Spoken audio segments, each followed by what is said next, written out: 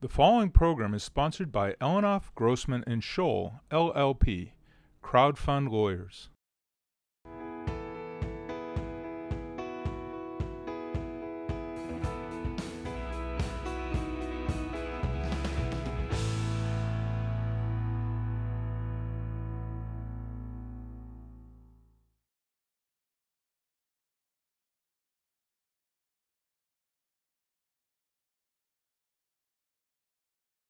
I think Title II is really going to help facilitate the path to capital for small businesses, entrepreneurs, especially early stage startups, because these people aren't connected to those investors yet. And you have to get the word out somehow, you know, and previously it was just kind of like whispers and who you know, and now you can state these things publicly, you can advertise it if you want to, and really make it known what you're looking for. During the KIN Accelerator program, we'd done all our homework, we knew exactly how much money we were going to raise, and it was time to make our profile public. So we created our angel list profile, and we started looking for investors. And we were looking for investors in Boston, we're looking for investors in California. So under Title II is important for us to be able to make our raise public. It's invaluable to us because you have all these investors who are spread out, who are reading your profile, and they need to know: are you a $5 million? Are you asking for a $5 million ask? Or are you doing super seed? Are you doing a $30,000 ask? It really helps sort of pre-qualify those investors.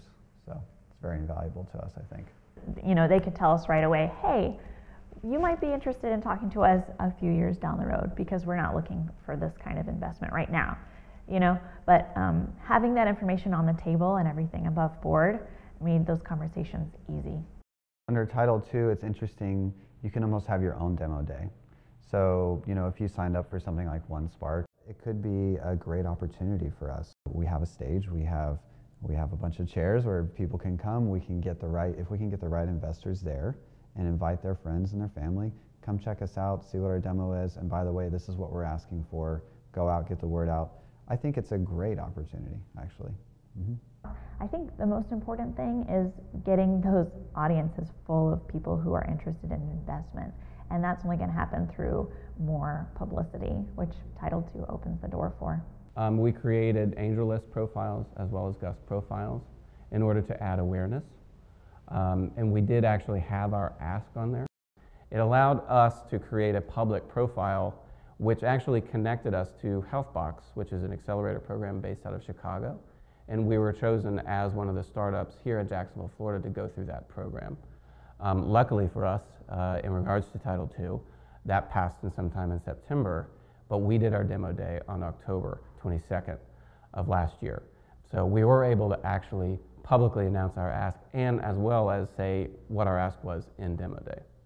So I do see some advantages and disadvantages to Title II. Some of the disadvantages that I find is that now, in order for an entrepreneur to receive funding, they have to receive it from an accredited investor. You can't go out to your mom and dad or any family member and be able to raise any funding. Now you actually have to do it from an accredited investor, as well as I see a disadvantage for an entrepreneur that they have to actually validate whether or not that is an accredited investor, to where, as an entrepreneur like me, I don't know all that information, I don't know the ins and outs. So in order for somebody to actually give me funding for my idea, there's just a little bit more added pressure and added, I would say, added knowledge that I actually need to gain. So before, I needed to be a little bit more limited on what I was raising and where I was raising it. Now, through AngelList, through Gust, I can actually publicly announce as a startup what I'm actually seeking, what equity I'm willing to give up, and where I would like to go and what I can do. So you're basically, it's a lot more transparent for your business plan and your initiatives overall. So I see that as a huge advantage for startups. The way that crowdfunding has evolved in the past few years, and then now with Title II, I do see an opportunity for entrepreneurs to raise funding on a billboard or on the back of a car or a bumper sticker. It's going to be really interesting to see how entrepreneurs are going to be able to raise funding in the next 3 to 5 years, and I think it's going to continue to evolve. And it's great to see that Title II is allowing those entrepreneurs that medium that they didn't have before. It's a good thing for entrepreneurs and small business owners. And the reason is, in this country and quite frankly, a lot of countries around the world, the jobs get created in small businesses.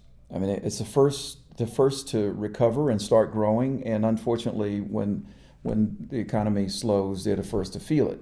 But that's where 85 or higher % of jobs are.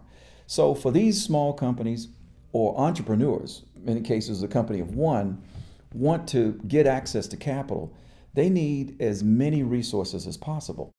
And they should be able to tell people that I have an idea, I'm in the process, here's what I hope to achieve, and make that a very public thing. It shouldn't be an exclusive group that gets that information. It should be for the public, because there's wealth in this country. People believe in this country. They believe in this entrepreneurial heritage we have.